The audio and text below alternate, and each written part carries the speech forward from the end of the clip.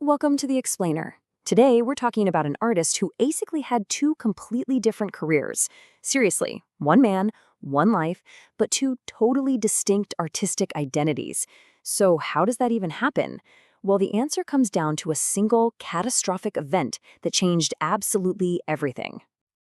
To really get at the heart of the Lovis Corinth puzzle, you just need to see two paintings, made decades apart. They perfectly set up the mystery we're diving into today.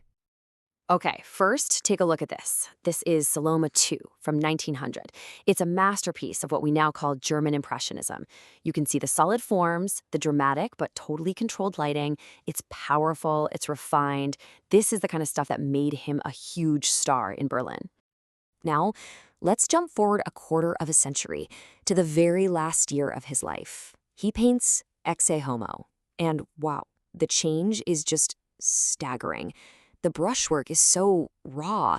It's chaotic, almost violent.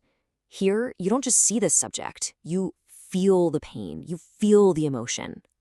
So the big question is, how could the same guy paint both of these? It seems impossible, right?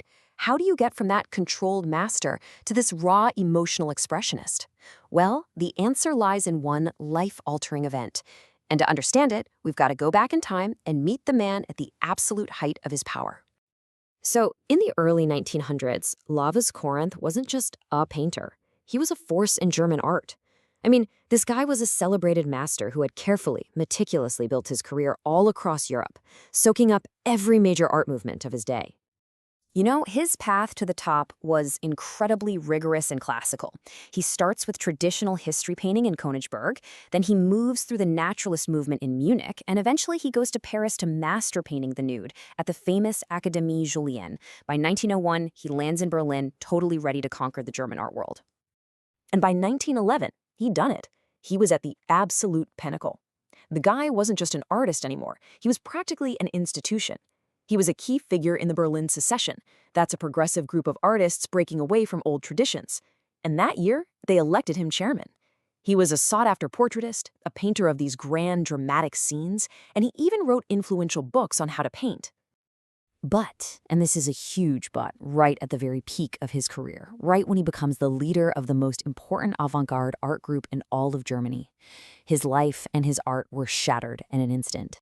It all happened in December of that year. He's 53 years old, and his world just changes forever.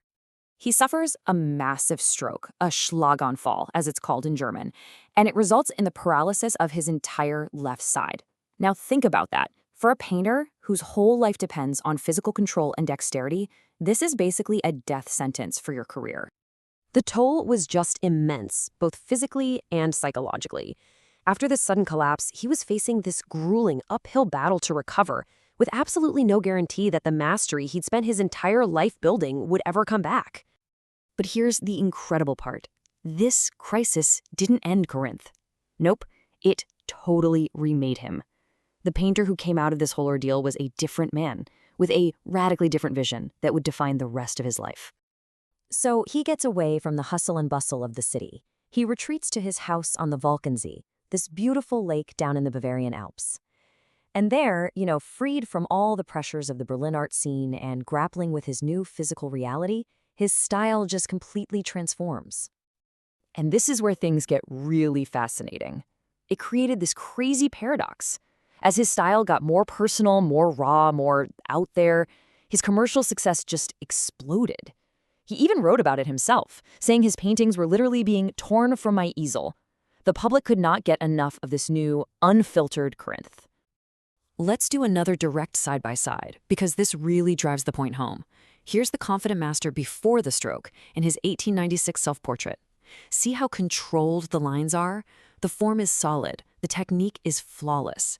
He's staring right at us, with a skeleton at his back, a classic symbol of mortality, sure, but he's rendered it with total command and precision. And now, here's Corinth after. We're back to Ecce Homo, and the difference is just immense. The brushstrokes are loose, they're agitated, they're just filled with raw feeling. And here's the key. He's no longer just depicting a subject from a distance. He's conveying a deep, painful, inner experience. This isn't just a painting about suffering, it is suffering, rendered in paint. So you can imagine, this dramatic shift created a really complex and, frankly, contested legacy. A debate started that would rage for decades after he died. Was this new art the work of a genius, or was it simply the product of a damaged man? Well, about a decade after his death, the Nazis came to power, and they delivered a very clear and very brutal verdict. They basically weaponized his illness, condemning his powerful late works as degenerate art. Their argument was that it was the product of a sick man, the result of physical decay. But on the flip side, modern art history looks at this exact same work and sees his greatest achievement, a profound new vision and a vital bridge to German expressionism. And look, this wasn't just some abstract debate in a textbook. It had real-world consequences. In 1937, Nazi authorities went into German museums and confiscated 295 of his works, just ripped them right off the walls because they were deemed unhealthy for the German people to see. And all of this brings us right back to our central question. Corinth's stroke nearly destroyed him, but it also unlocked this brand new artistic language for him, one of just profound emotional honesty. So what do we take away from all this? You have to wonder, right? Maybe his story shows that sometimes it's only when everything is taken away, your control, your prestige, even your physical ability, that an artist finally finds their true unfiltered voice.